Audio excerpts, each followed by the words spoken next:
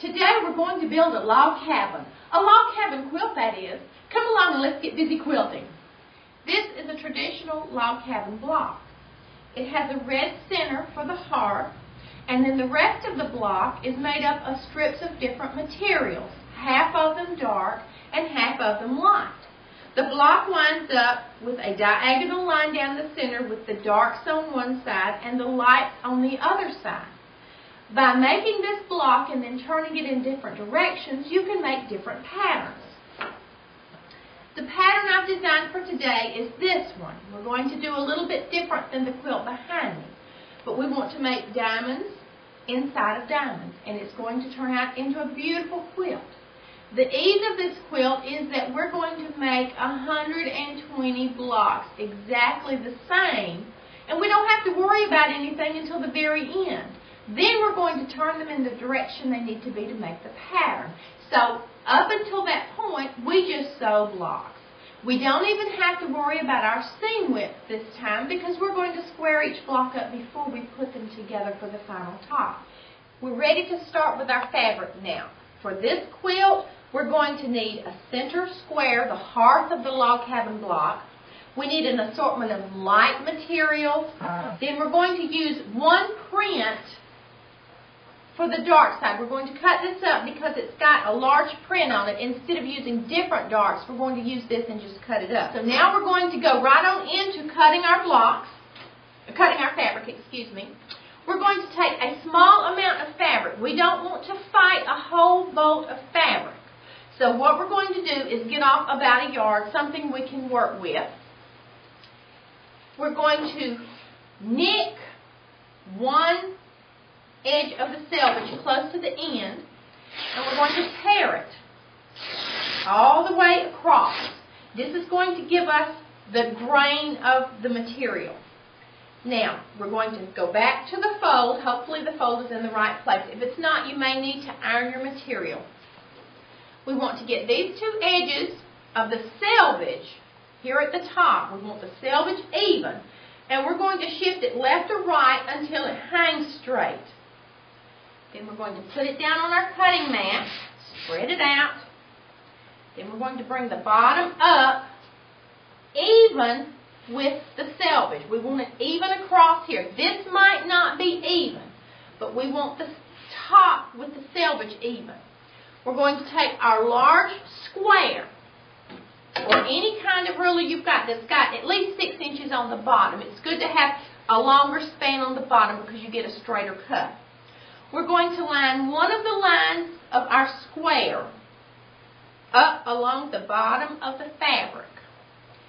The other side of the square has to come beyond all 4 ends. In other words, all 4 layers of this material have to be sticking out a little bit. We're going to cut along that and discard that, and now we have a straight squared edge of the material.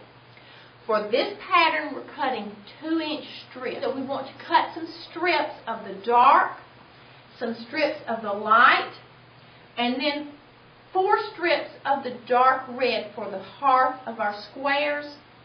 And we're going to start our log cabin block. To begin construction of this log cabin block, we're going to start with the center hearth color, and then we're going to sew this little block to it. Only we're going to do it a little bit easier because these are such small pieces. We're going to take a strip of the red and a strip of this smallest light color and sew the entire strip together and then cut out the unit from those. So we'll do that now. We're going to take our red strip. I've got all my strips here in the order I need them. We'll take the red strip, attach the first light colored strip. And it's good to do one block and then refer back to it to make sure you get all of the colors in the same order. Now we're going to get the top and this side even. We're going to put it under our presser foot.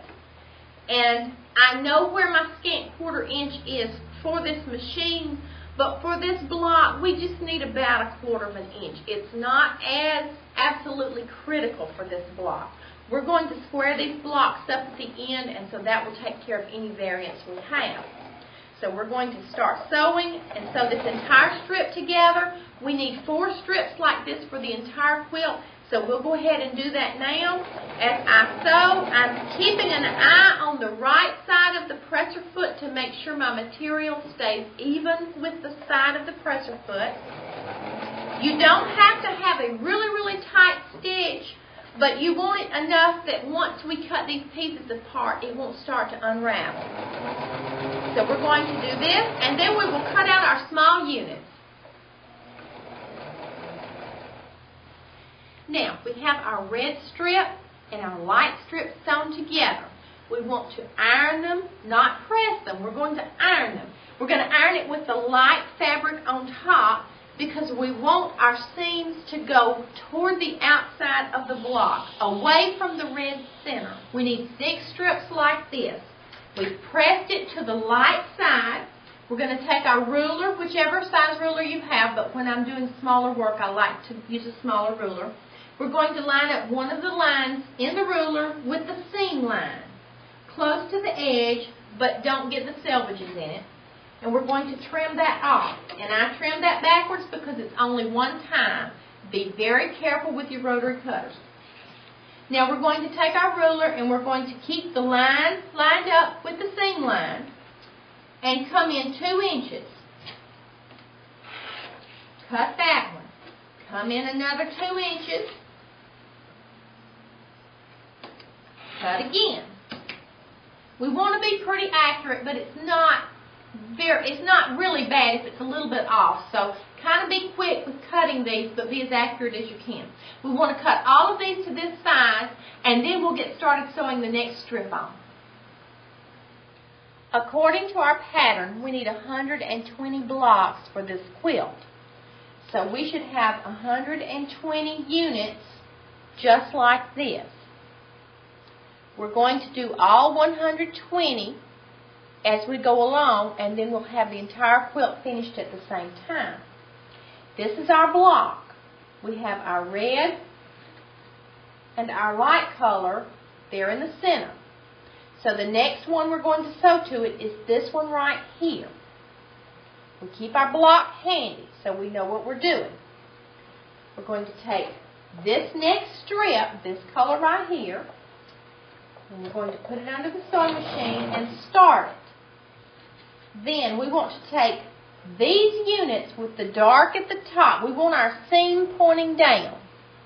We're going to match them up with the edge of this lighter colored one, making sure it runs right beside the presser foot. We want all of our seams to stay the same. So we're going to start that one, then get it even. I pulled down on it just a little bit to make sure there's not a pleat in there where I ironed it. We've got the first one on. We're going to put the second one on. Dark to the top, seam pointing down. That way there's nothing that can get tangled up as it goes under the presser foot. Once you get it caught under the needle, straighten the rest of it. Sew down the side.